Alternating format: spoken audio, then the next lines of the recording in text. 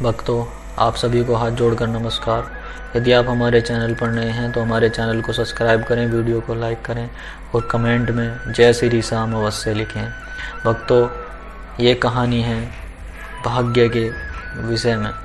कोई भी भाग्य को लिखा नहीं मिटा सकता। भक्तों, ज़िंदगी में कई बार कुछ ऐसा हो जाता है जिसका असली कारण जानना हमारी बुद्धि से परे होता है। कहीं बंदूकों से होती गोलियों की बौछार के बीच से भी एक इंसान बच निकलता है, तो कभी एक कांटे का चुभना भी किसी की मृत्यु का कारण बन जाता है। कोई व्यक्ति दिन रात मेहनत करके भी 2 जून की रोटी को तरसता है, तो कोई बैठे बिठाए किसी खजाने का वारिस बन जाता है। कोई बेकसूर होते हुए भी सजा भुगतता है, तो कोई 1000 पाप करके भी मौज लेता है।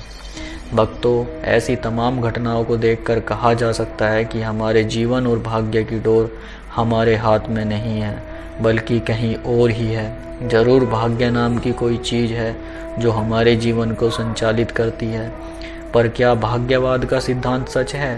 यह जानने से पहले यह पता लगाना चाहिए कि आखिर भाग्य का निर्माता कौन है। यदि ईश्वर ने बनाया होता तो सभी का भाग्य इतना अलग अलग क्यों होता? वह निष्पक्ष, समदृष्टता, पक्षपाती कैसे हो सकता है? शास्त्रों के अनुसार मनुष्य के कर्म ही उसके भाग्य का निर्माण करते हैं। अर्थात मनुष्य जो कुछ अच्छा या बुरा करता है उसका फल उसे भोगना ही पड़ता है। अनंत काल बीत जाने पर भी कर्म फल को प्रदान किए बिना नाश को प्राप्त नहीं होता। अच्छे कर्म और बुरे कर्म पाप कहलाते हैं। पुण्य का परिणाम सुख तथा पाप का परिणाम दुख होता है। भक्तों, गोस्वामी तुलसीदास जी श्री रामचरितमानस के माध्यम से कहते हैं, कर्म प्रधान विसव करी राखा, जो जस करही सो तस फलु चाखा, काहू न कोई सुख दुख कर दाता, निज कृत कर्म भोग सबु भ्राता। भक्तों, यानी कर्म रूपी बीज से ही भाग्य रूपी वृक्ष उत्पन्न होता है। जैसे एक अस्वस्थ बीज से कभी भी स्वस्थ वृक्ष का जन्म नहीं होता, इसी प्रकार बुरे कर्मों से श्रेष्ठ भाग्य उत्पन्न नहीं हो सकता। करनी भरनी का नियम ही मनुष्य के कर्म व भाग्य का समीकरण बनाता है। सदियों से कहा दोहराया जा रहा है कि कर्म रेखा नहीं मिटे, करो कोई लाखों चतुराई, विधि का लिखा को मेटना हारा आदि। जरूर कुछ ऐसा है जो विश्वास दिलाता है कि कोई रेखा ऐसी होती है जो अपना फल दिए बिना मिटती नहीं। जो लोग इस सिद्धांत को स्वीकार करते हैं वे इस प्रश्न का उत्तर देने से बचते हैं कि अनेक बार बच्चा जन्मजात रोगी अथवा विकलांग क्यों होता है, कुत्ते कार में क्यों घूमते हैं तथा मेहनत करने के बावजूद कुछ लोग कष्ट में क्यों रहते हैं। निसंदेह ईश्वर की सबसे उत्तम रचना मनुष्य ऐसी किसी व्यवस्था का गुलाम नहीं है।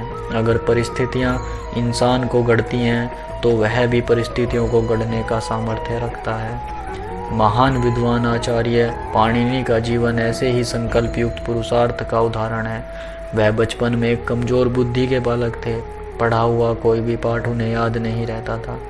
एक बार उनके गुरु उनके हाथ की रेखाओं को पढ़ने लगे। बालक पाणिनि ने पूछा, गुरुजी आप क्या ढूंढ रहे हैं? गुरु ने कहा, विद्या रेखा। उत्सुकता भरे स्वर में पाणिनि ने पूछा, मेरे हाथों में विद्या रेखा है? नहीं गुरुजी। पाणिनि के सवाल से गुरुजी उदास हो गए। उन्होंने कहा, नहीं बेटे, तुम्हारे भाग्य में विद्या नहीं है, तुम कभी नहीं पढ़ सकोगे।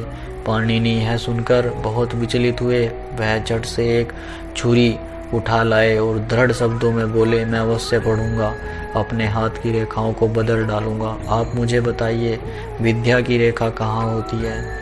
बताए गए स्थान पर उन्होंने चाकू से एक लकीर खींच दी और इसके बाद अपने वास्तविक जीवन में भी मेहनत, लगातार अभ्यास से वह विद्वान बने।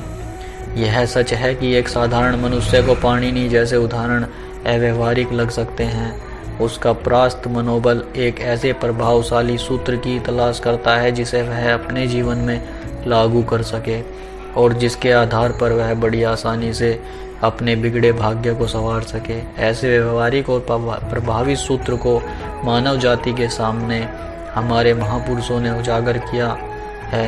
योगी राज श्री कृष्ण गीता में कहते हैं, साधक के सभी कर्म संस्कार इस अग्नि में समिधा रूप में स्वाहा हो जाते हैं अब जब कर्म बीज ही जल गए तो उनसे भाग्य का अंकुर कैसे फूटेगा। अतः निरंतर ध्यान अभ्यास हमारे भाग्य का पुनः निर्माण करता है, जो विपरीत स्थितियों के बावजूद आगे बढ़ता है, सूर्य की भांति प्रकाशित होता है।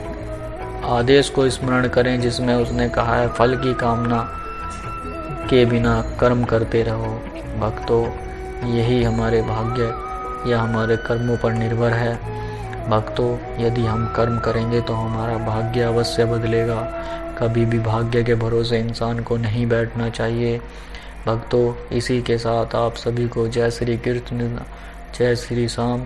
कृपया हमारे चैनल को सब्सक्राइब करें, वीडियो को लाइक करें और कमेंट बॉक्स में जय श्री श्याम अवश्य लिखें। आप सभी को जय